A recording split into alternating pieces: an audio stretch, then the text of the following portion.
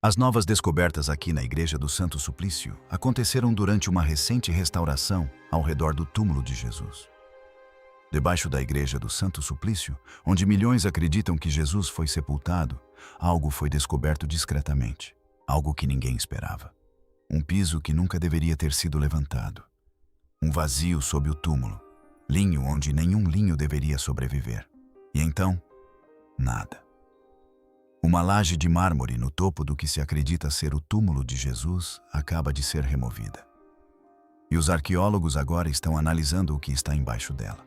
O que foi encontrado sob o túmulo de Jesus em Jerusalém causou uma interrupção repentina, pois o que descobriram não contradizia a história do Evangelho. Pelo contrário, a confirmava. Uma das descobertas feitas aqui na igreja valida o relato do Evangelho no livro de João. E isso apavorou a todos os envolvidos. Continue assistindo. O chão que nunca deveria ter sido levantado. Durante séculos, as pessoas caminharam sobre o piso de pedra da Igreja do Santo Séphilim, em Jerusalém, sem qualquer dúvida ou hesitação. Peregrinos de todos os cantos do mundo pisavam no mármore desgastado, acreditando que a história mais importante do cristianismo repousava em segurança sob seus pés. O chão parecia sólido, parecia permanente. Ninguém imaginava que pudesse ruir. Ele carregou orações, luto, esperança e fé por gerações. E essa longa história criou uma sensação de segurança que ninguém questionava. Mas essa sensação de segurança foi destruída durante uma inspeção estrutural de rotina em 2022. Engenheiros foram enviados para examinar o pavimento de mármore ao redor do pequeno santuário que marca o local considerado o túmulo de Jesus. A princípio, o trabalho pareceu comum. Depois, eles notaram finas rachaduras se espalhando pelo chão. As fissuras eram pequenas, mas seguiam um padrão. Os instrumentos a laser revelaram algo pior. O solo estava afundando. O movimento era lento, mas mensurável. O piso sob o santuário estava deslizando para baixo. Em um prédio comum, a resposta teria sido imediata. O piso danificado seria removido e a causa identificada. Mas dentro da Igreja do Santo Sefilar, essa solução simples era impossível. O prédio é regido por um frágil acordo conhecido como status quo. Diversos grupos cristãos compartilham o controle do local. Nenhuma pedra pode ser movida sem o consentimento de todos.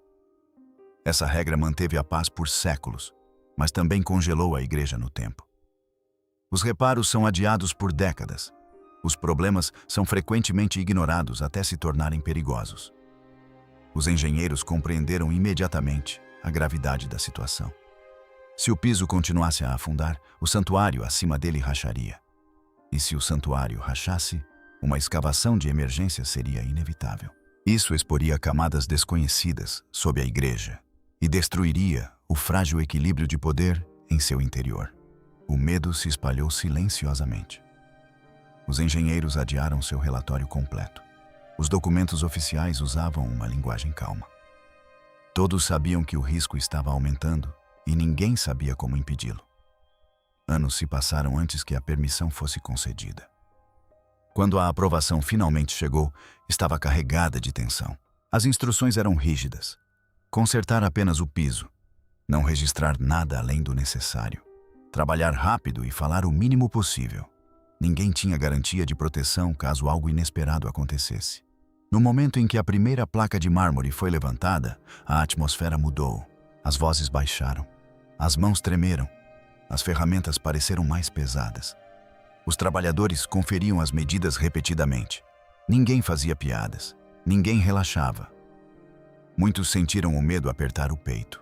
Outros, uma profunda sensação de admiração. Todos sabiam que estavam sobre algo selado por razões que nada tinham a ver com o tempo. À medida que mais do piso era removido, ficava claro que o dano não era acidental. As rachaduras formavam um desenho aproximadamente retangular, centrado sob o santuário. O afundamento seguiu um limite claro. O solo sob o santuário era irregular de uma forma que não deveria existir. Algo mais antigo e oculto pressionava a estrutura acima. Não se tratava de simples deterioração. Era algo controlado. Era deliberado. Essa constatação impulsionou o próximo passo. Um escaneamento foi solicitado e as imagens revelaram uma estrutura sob o santuário que contradizia diretamente tudo o que os historiadores acreditavam sobre o local. A rocha matriz não correspondia aos mapas. O radar de penetração no solo foi levado para dentro da igreja com extremo cuidado. Seu uso foi limitado à varredura da superfície. Nada deveria tocar a pedra abaixo. Nada deveria ser perturbado. Os engenheiros disseram que o objetivo era simples: confirmar se a rocha matriz sob o santuário era suficientemente resistente para que os reforços pudessem ser instalados com segurança. Todos esperavam que os resultados correspondessem ao que séculos de registros já afirmavam. Mapas antigos, levantamentos topográficos anteriores e notas de restauração descreviam exatamente a mesma coisa. Calcário sólido estendendo-se para baixo sem interrupções. Não havia motivo para esperar algo diferente. Essa certeza desmoronou durante a primeira varredura. Quando os dados do radar apareceram na tela, os técnicos ficaram paralisados. O sinal retornava padrões irregulares que não faziam sentido. Havia espaços vazios onde deveria haver rocha sólida. A princípio, ninguém entrou em pânico. Interferência era a explicação mais provável. Jerusalém é densa em pedra, metal e ruído elétrico. O equipamento foi recalibrado. A varredura foi realizada novamente. Em seguida, o processo foi executado uma terceira vez. Mas os resultados não mudaram. Os espaços vazios permaneceram na mesma posição. Não se deslocaram. Não ficaram desfocados. Tornaram-se mais nítidos a cada passagem. As formas estavam definidas e precisas. Formaram retângulos perfeitos com bordas retas. Não se tratavam de rachaduras naturais. Esses buracos não foram causados por água ou desabamento. A natureza não cria ângulos retos em grandes profundidades. O que apareceu na tela mostrou equilíbrio, estrutura e propósito. O medo se espalhou pela sala enquanto o técnico analisava as leituras de profundidade.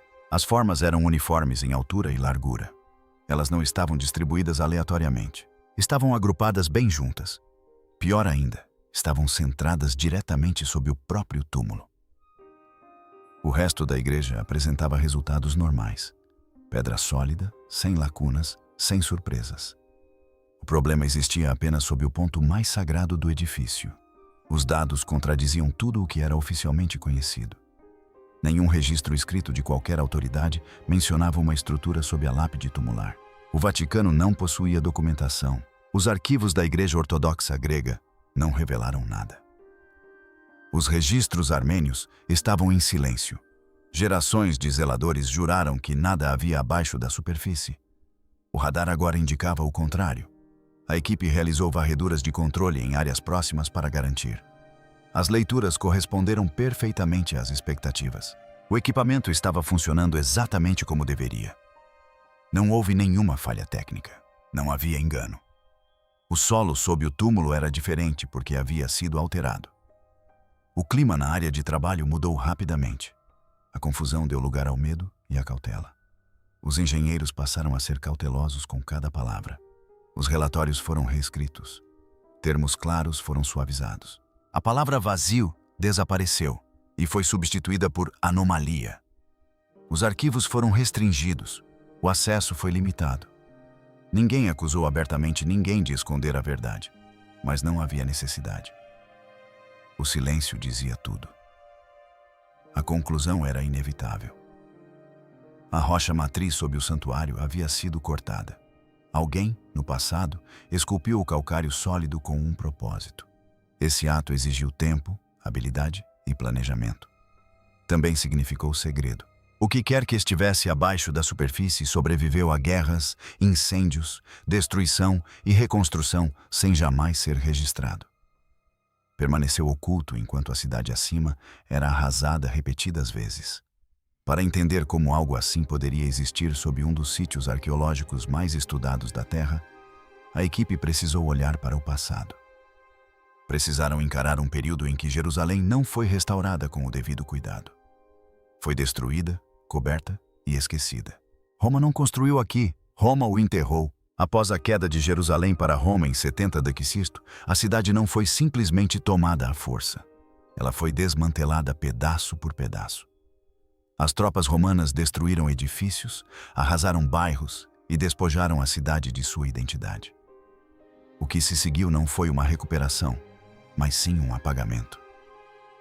Décadas mais tarde, quando o imperador Adriano ordenou a reconstrução da cidade como Alia Capitolina, seu propósito era claro e implacável: apagar a memória judaica e esmagar a crescente presença do cristianismo. Os locais sagrados foram os primeiros alvos. Sítios que possuíam significado foram arrasados até que nada reconhecível restasse. Templos romanos foram então erguidos sobre eles, não para honrar o passado, mas para reescrevê-lo. Em muitas áreas, Roma não reconstruiu para cima. Em vez disso, destruiu para baixo. Bairros inteiros foram reduzidos a escombros e depois prensados contra o solo. Não se tratava de destruição acidental. Era algo planejado. Os engenheiros romanos usaram suas habilidades para selar a história sob camadas de pedra e terra. A engenharia tornou-se uma ferramenta de controle. A camada encontrada sob o piso da igreja correspondia exatamente a esse método. Os arqueólogos que estudavam os dados reconheceram isso imediatamente. Sob o santuário havia uma espessa camada de entulho compactado que datava do século II. Isso não era resultado de um desabamento ou terremoto. As pedras foram quebradas em tamanhos semelhantes e comprimidas com força. A camada era uniforme e densa. Alguém havia dedicado tempo a isso. Não se tratava de detritos deixados para trás. Foi preenchido propositalmente. Isso significava que o objetivo não era a construção, mas sim o soterramento. O peso do aterro teria esmagado tudo o que estivesse embaixo e o selado. Bloqueou o acesso e apagou caminhos. Garantiu que as gerações futuras caminhassem por cima, sem saber o que se perdera por baixo. Roma não queria que esses espaços fossem lembrados. Queria que fossem inacessíveis. Mas, numa cruel ironia, essa mesma violência protegeu o que jazia por baixo. Ao selar as camadas mais antigas sob toneladas de pedra compactada, o ar foi cortado. A umidade foi limitada. Materiais que normalmente se decomporiam foram preservados. As superfícies de pedra permaneceram intocadas porque não havia razão para reutilizá-las. Salas inteiras desapareceram da história sem serem destruídas. Isso explicava como algo poderia sobreviver sob um dos sítios religiosos mais estudados do mundo sem um único registro escrito. Roma não construiu sobre ele. Roma o enterrou. O que perdurou, o fez porque foi mantido em segredo por um império que queria que desaparecesse. Assim que a equipe compreendeu isso, um novo medo surgiu. Se o aterro romano estivesse intacto, as camadas abaixo dele poderiam estar intocadas. Elas poderiam nunca ter sido acessadas. Poderiam nunca ter sido removidas ou alteradas. A possibilidade era perturbadora. Significava que o que quer que estivesse abaixo permanecera selado desde o século II. E os dados seguintes revelaram que o medo era justificado. A pedreira que se transformou em jardim. Sob a camada de destruição romana, o solo mudou repentina e completamente. Os escombros compactados desapareceram. A pedra britada e a argamassa haviam desaparecido. Em seu lugar, os arqueólogos encontraram pó fino de calcário, misturado com pequenos fragmentos deixados por ferramentas de corte. A rocha matriz apresentava cicatrizes nítidas onde a pedra havia sido removida. Essas marcas eram precisas e intencionais. Não havia dúvidas sobre o que era aquilo. Tratava-se de uma pedreira do primeiro século, onde grandes blocos de pedra haviam sido extraídos diretamente da terra e transportados para a construção. A princípio, essa descoberta fazia sentido. Grande parte da Jerusalém antiga foi construída com materiais locais, calcário. As pedreiras eram comuns perto da cidade. Mas à medida que a equipe estudava as camadas acima da pedreira, a lógica se desfez completamente. Repousando diretamente sobre a pedra talhada, havia uma camada de solo escuro. Era fértil, denso e repleto de matéria orgânica. Aquele solo não pertencia àquele lugar. Não fora trazido pelo vento. Não fora trazido pela chuva. Fora ali deliberadamente. Alguém havia transportado terra fértil e a espalhado cuidadosamente sobre o fundo da pedreira abandonada. Quando os cientistas examinaram o solo mais de perto, o choque foi ainda maior. Grãos de pólen ainda estavam preservados em seu interior. Esses grãos eram de oliveiras e videiras. Não eram plantas silvestres. Eram culturas que haviam sido cultivadas manualmente. Mais alarmante ainda, canteiros rasos haviam sido escavados diretamente no calcário sob o solo. Os cortes eram precisos e uniformemente espaçados. Estavam dispostos em fileiras. Isso foi planejado. Isso foi mantido. Este lugar não era apenas um jardim. Não era simbólico. Não era decorativo. Era um jardim funcional que exigia tempo, dinheiro e cuidados constantes. Alguém havia escolhido aquele lugar e o remodelado propositalmente. Uma pedreira abandonada fora transformada em um espaço verde privado. Naquele momento, muitos na sala sentiram uma fria sensação de reconhecimento. Uma passagem do Evangelho de João descreve um jardim perto do local da crucificação e um novo túmulo dentro dele. Durante séculos, os estudiosos trataram essas palavras como descritivas, mas impossíveis de verificar. A arqueologia dizia que um lugar assim não deveria existir ali.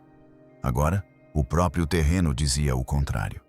Jardins como este não eram comuns. Geralmente faziam parte de propriedades privadas abastadas. Muitas vezes eram construídos perto de túmulos familiares. Eram cercados e controlados. Não eram cemitérios a céu aberto usados pelo público. Eram espaços de propriedade e com intenções específicas.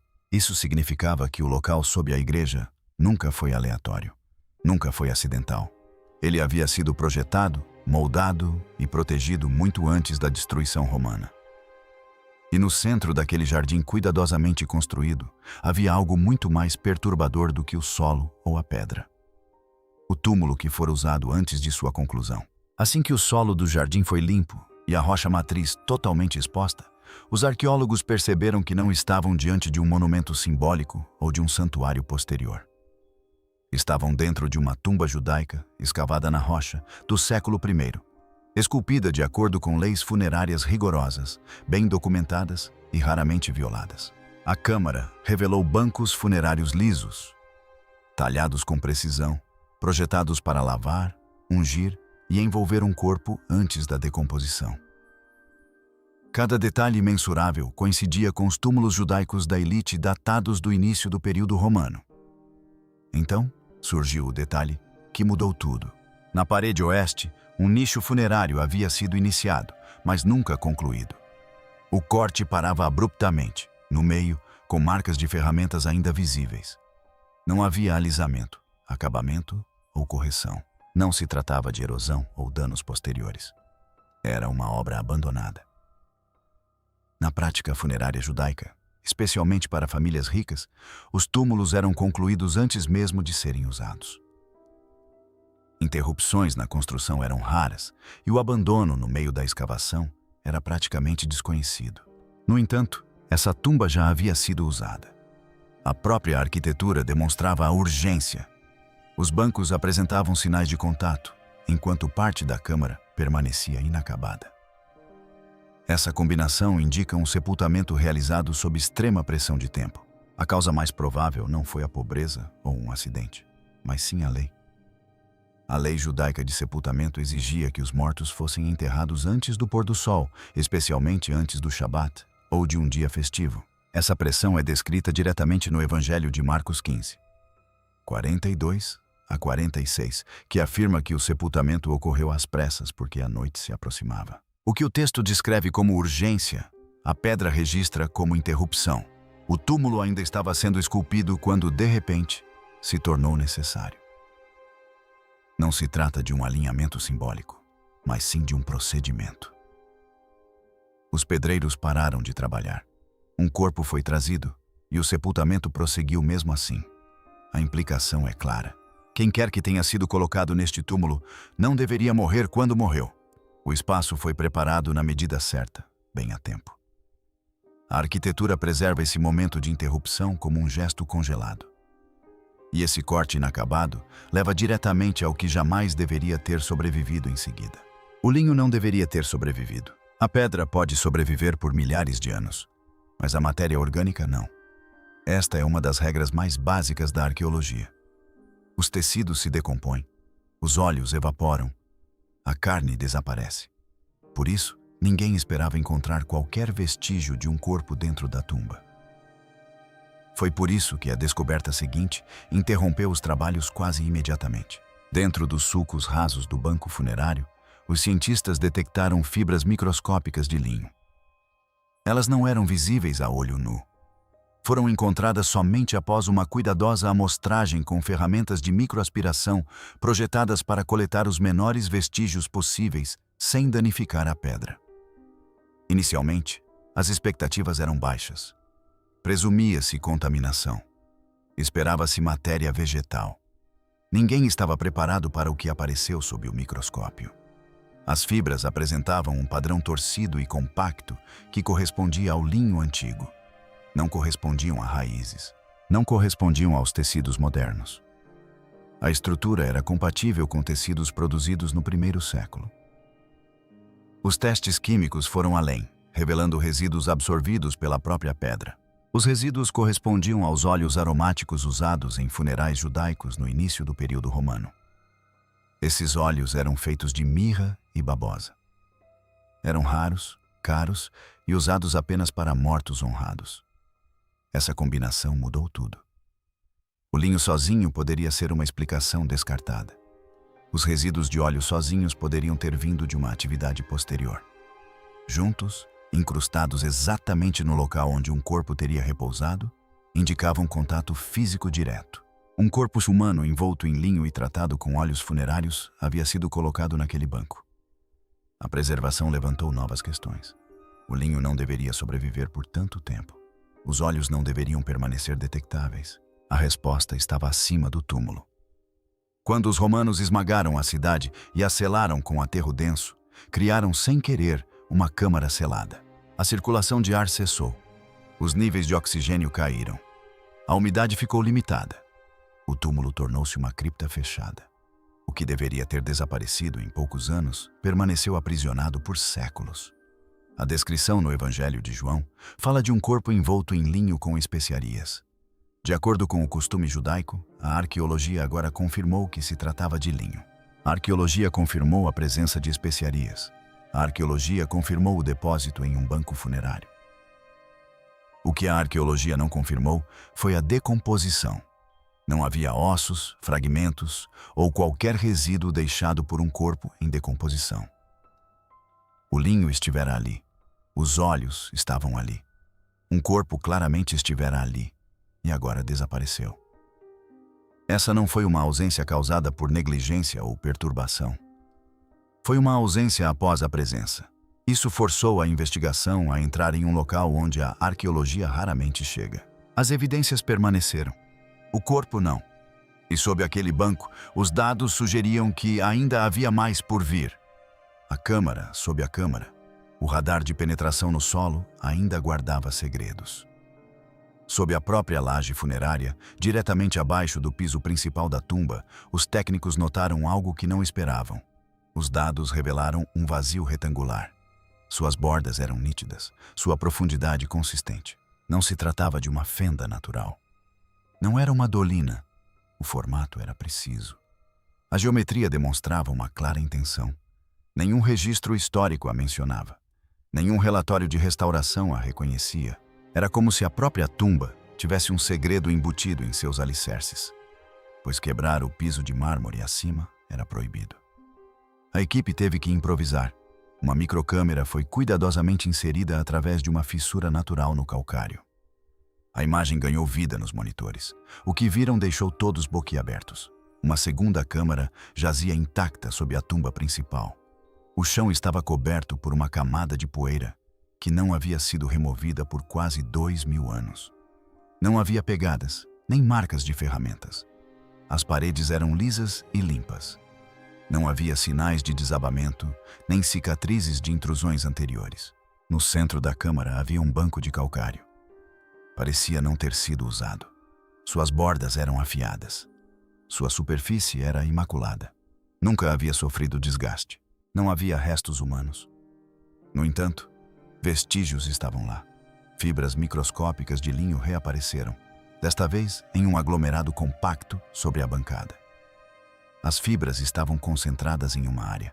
como se um objeto envolto tivesse sido colocado ali brevemente e depois removido. O padrão era deliberado. Era localizado. Não havia arranhões, marcas de arrasto, nenhum sinal de saque. A câmara havia sido selada e preservada. Não havia sido esvaziado violentamente. Isso era diferente de tudo o que se conhecia na tradição funerária judaica. Não havia prática de esconder uma câmara secundária sob um túmulo, deixando-o vazio, mas perfeitamente preservado. A reutilização de túmulos pelos romanos não explicava isso. O roubo de túmulos sempre deixa um rastro de caos. A decomposição natural sempre deixa resíduos. Nada nos registros correspondia ao que eles estavam vendo. Isso não foi negligência. Isso não foi abandono. Foi uma remoção sem perturbação. O silêncio tomou conta da sala enquanto a transmissão continuava. Ninguém falava. Ninguém especulava em voz alta. As anotações eram feitas com cuidado, cautela e objetividade. O peso do que tinham visto era imenso demais para conversas banais. A implicação era inevitável. O túmulo havia sido usado. Um corpo fora envolto em panos e colocado naquele banco. E então o corpo fora removido. Tudo o mais decorreu dessa constatação. A câmara fora projetada para preservar e ocultar. E essa verdade levou diretamente à decisão final impensável. Por que a escavação não poderia continuar? A escavação não parou por causa do perigo. Parou por causa das implicações. Tudo sob o túmulo confirmou a narrativa do sepultamento, segundo os evangelhos, com uma precisão perturbadora. Um jardim particular construído sobre uma pedreira, um túmulo recém-escavado, um enterro apressado, linho e óleos funerários. Uma câmara selada, um local de repouso vazio. A arqueologia confirmou a morte, o sepultamento e o túmulo vazio. O que a arqueologia não pode provar é como o corpo foi removido. Mas a arqueologia pode descartar as explicações comuns. Não há evidências de decomposição. Não há evidências de realocação. Não há evidências de furto. Não há evidências de reutilização posterior. Não há evidências de perda acidental. Apenas evidências de enterro seguido de remoção sem perturbação. É nesse ponto que a escavação se transforma em interpretação. E a interpretação carrega uma autoridade que nenhuma instituição envolvida estava disposta ou era capaz de reivindicar. Continuar a escavar forçaria uma conclusão. Exigiria uma explicação oficial para um túmulo vazio que se comporta exatamente como descrito no Evangelho de João 208. Ali permanecem os sudários, mas o corpo desapareceu. A arqueologia não pode declarar ressurreição, não pode provar o que aconteceu, mas pode confirmar que as condições físicas para a história para a história existem. E pode mostrar que todas as explicações normais falham.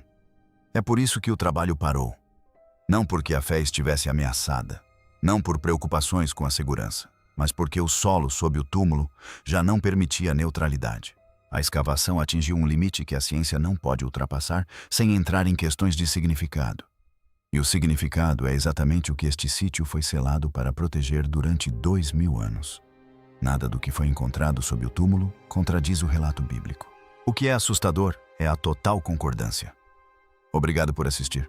Até a próxima.